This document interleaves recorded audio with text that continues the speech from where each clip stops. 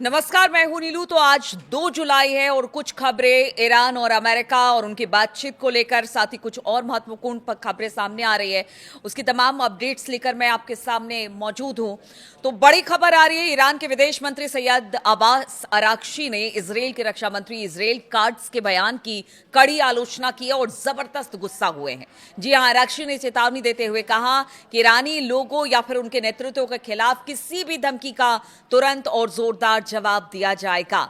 Iran के विदेश मंत्री सैयद अब्बास अराक्ची ने सोशल मीडिया प्लेटफॉर्म एक्स पर इजरायली मंत्री के इस विवादित बयान का जिक्र किया, जिसमें ईरान के सर्वोच्च नेता मुस्तफा खामनेई की मौत की बात उन्होंने कही थी।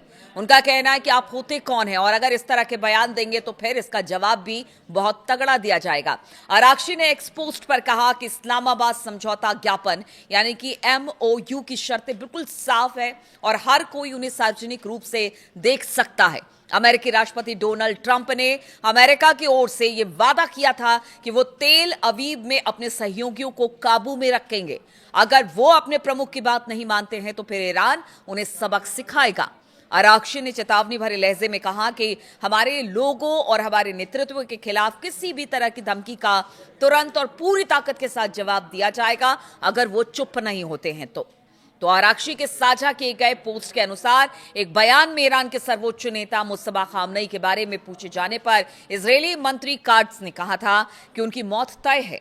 उन्होंने ईरानियों को अच्छा व्यापारी बताया जो बातचीत में रियायतें हासिल करने की कोशिश कर रहे हैं और कहा कि इजरायल ईरान को परमाणु हथियार नहीं बनाने देगा। उन्होंने कहा कि अगर वो किसी समझौते के जरिए ऐसा करते हैं तो वो और भी अच्छा होगा। तो इस तरह की धमकी अब इजराइल की तरफ से मिल रही है। देखिए, इजराइल जो है वो हमेशा हमने देखा है कि किस तरह से बातचीत आगे बढ़ रही है अमेरिका ईरान के बीच, लेकिन एक छटपटाहट इजराइल के मंत्रियों में है, नेतन्याहू में भी ये छटपटाहट दिखाई दे रही है और इस वजह से इस तरह का बयान दिया गया है। और ईरान का कहना है कि अगर वो उनके सर्वोच्च नेता के बारे में कुछ कहेंगे तो फिर इसका जवाब भी जबरदस्त तरीके से दिया जाएगा। देखिए, ये विवाद ऐसे समय में सामने आया है जब अमेरिका और ईरान के बीच बातचीत का दौर चल रहा है। कतर की राजधानी दोहा में बुधवार को भी अमेरिका और ईरान के बीच कतर और पाकिस्तान की मध्यस्थता में बातचीत हुई है अप्रत्यक्ष तरीके से, यानी कि कोई ऐसा वहां आमने सामने बैठकर बातचीत नहीं हुई है। सिन्हुआ समाचार एजेंसी के मुताबिक जिस तरह से बताया जा रहा है कि फिलहाल बातचीत अप्रत्यक्ष तौर पर हुई है, यानी आमने सामने बैठकर नहीं हुई है और दोनों देशों के प्रतिनिधि आमने सामने नहीं मिल रहे हैं। ये एक मध्यस्थता के जरिए बातचीत हो रही है, बैठ के बंद कमरे में हो रही है और मध्यस्थ देश दोनों पक्षों के बीच बातचीत आगे बढ़ा रहे हैं। यानी यहां पर अगर कुछ कहा जाता है तो जो मध्यस्थ देश है कतर और पाकिस्तान, वो फिर जाते हैं ईरान के पास। ईरान की तरफ से कोई बात आती है तो अमेरिका के पास लेकर जाते हैं। यानी आमने सामने की टॉक नहीं हो रही है, ये मध्यस्थों के जरिए बातचीत हो रही है। सूत्रों के मुताबिक बातचीत का मुख्य मुद्दा 17 जून को इस्लामाबाद में हुए समझौता ज्ञापन यानी कि MOU को लागू करना। इसमें ईरान की फ्रीज की गई संपत्ति और हॉर्मुज स्ट्रेट की समुद्री सुरक्षा जैसे तमाम जो मुद्दे हैं वो शामिल बताए जा रहे हैं।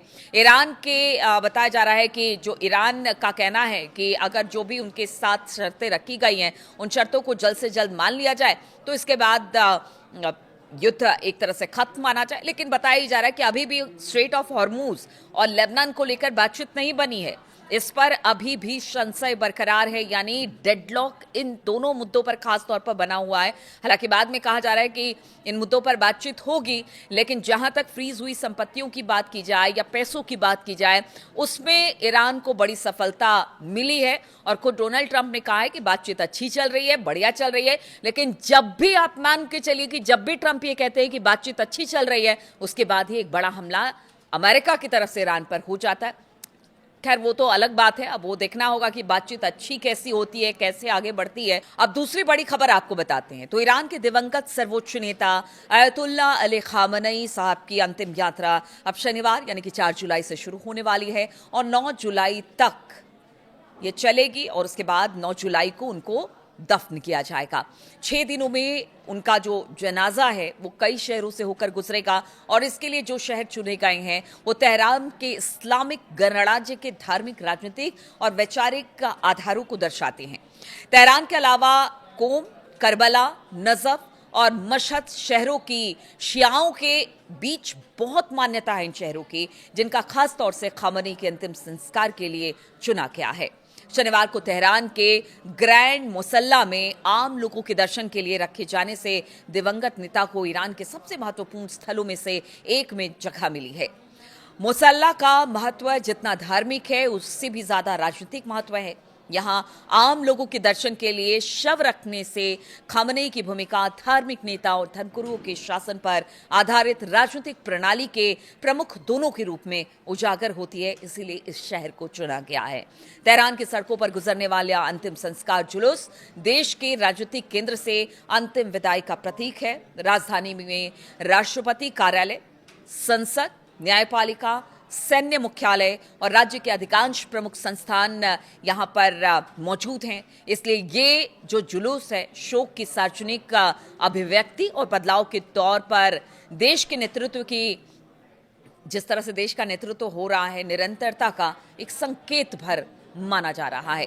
तेहरान के बाद कौम में अली खामनेई साहब का जनाजा लेकर जाया जाएगा, जहां पर कोम शिया शिक्षा केंद्र है।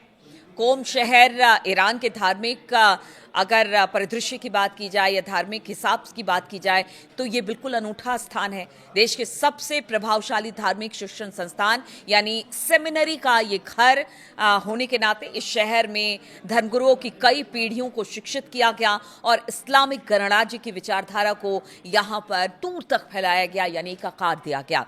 कोम में खैमनी के जनाजे का जाना वरिष्ठ धर्मगुरु और सेमिनारी के छात्रों को उनके आखिरी सफर में शामिल होने का मौका दिया जाना है। इस शहर में शियाओं के सबसे महत्वपूर्ण जो तीर्थ स्थल हैं उसमें से एक फातिमा मासूमे का मकबरा है, जो कि 8वें शिया इमाम रजा की बहन थी। ऐसे में कोम ईरान और शियाओं के लिए बेहद अहम हो जाता है। और इसके बाद अली खामनेई साहब का जनाजा इराक में भी जाएगा। इराक का करबला शहर शिया इस्लाम के सबसे पवित्र शहरों में से एक है। यहाँ इमाम हुसैन का मजार है, जो कि 3रे शिया इमाम थे। करबला में उनका जनाजा जाना ईरान के लिए कुर्बानी, दृढ़ता और प्रतिशोध को मजबूत करेगा, जो इमाम हुसैन की विरासत से गहराई से जुड़े हैं। इराक स्थित नजफ में भी अली खामनेई साहब का जनाजा लेकर जाया जाएगा और यहाँ पहले शिया इमाम अली का मजार हुआ करता था। ये शहर दुनिया में शिया विद्वानों के सबसे प्रतिष्ठित केंद्रों में से एक माना जाता है।